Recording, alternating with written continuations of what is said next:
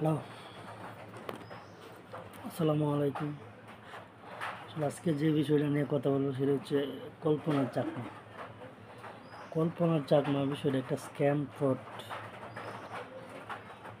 কল্পনা চাকমা, তার আগে বলি কল্পনা চাকমা কে। কল্পনা চাকমা হলো রাঙ্গামাটির হিলস অ্যান্ড উইমেন্স সংগঠনের সাধারণ সম্পাদক।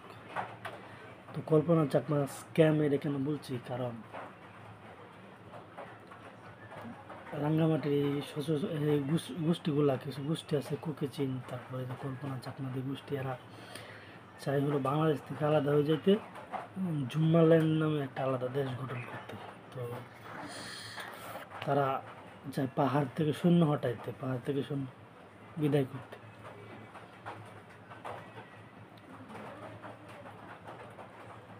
বিদায় করতে তারা তো চাইলেই পারতেছে না সৈন্য বিদায় করতে, তাই এই জন্য সেনাবাহিনীকে অপবাদ দেওয়ার জন্য কল্পনা চাকমার একটা অপহরণ সাজায়।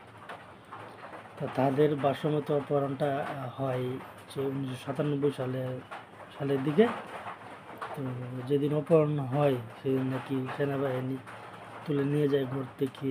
তার দুই ভাই গাছের আড়াল থেকে দেখছিল তাদেরকে গুলি করে, কিন্তু তাদের গ্রামবাসী আর তাদের যে পাশে একটা আওয়ামী লীগের, তো নির্বাচনের সময় ছিল, তো পাশেই যখন আওয়ামী লীগের একটা অফিস ছিল আর কি, ওইখানে আবার গুলি শব্দ শোনা যায় না। আবার কল্পনা চাকমা আরেকটা সংগঠনে ছিল, তারা নীরব ভূমিকা পালন করে।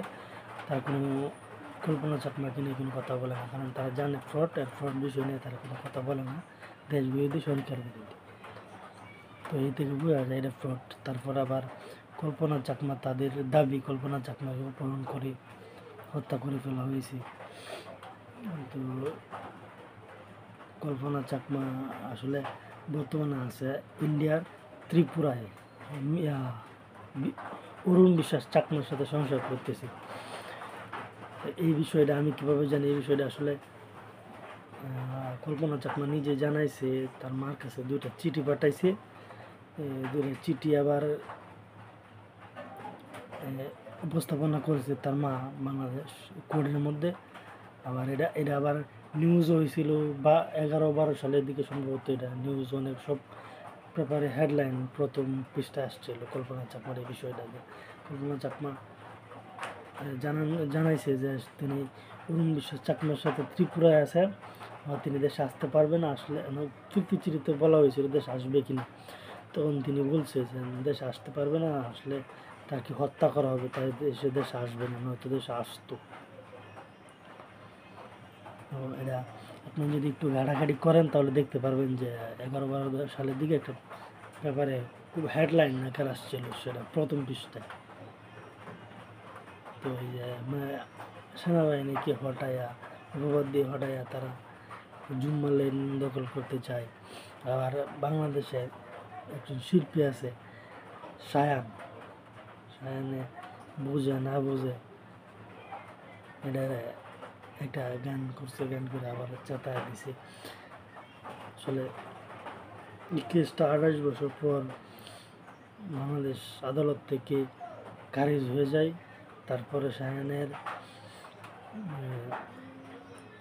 এরকম না বুঝে গান করার কারণে তারা উগ্র মেজাজি হয়ে যায়। কিছুদিন আগে লেফটেন্যান্ট তানজিমকে হত্যা করে বান্দরবনে। কল্পনা চাকমা আর কি একটা ফ্রড বিষয়, স্ক্যাম। আর এই কথাটা যখন আমি ফেসবুকে বলছিলাম কমেন্ট করে একটা পোস্টে সব প্রমাণ সহ, তখন আমাকে অনেক গালাগালি করা হয়, এমন গালাগালি করা হয় যে আমি জীবনে এত গালি খাই নাই। তো আপনাদের কারো যদি প্রমাণ লাগে আমার সাথে যোগাযোগ করেন, আমি ডকুমেন্টস, প্রমাণ, সোর্স আমি আপনাদেরকে উপস্থাপনা করব। যেহেতু এটি আমার প্রফেশনাল ভিডিও না, তাই আমি ভিডিওর মাধ্যমে দেখাচ্ছি না।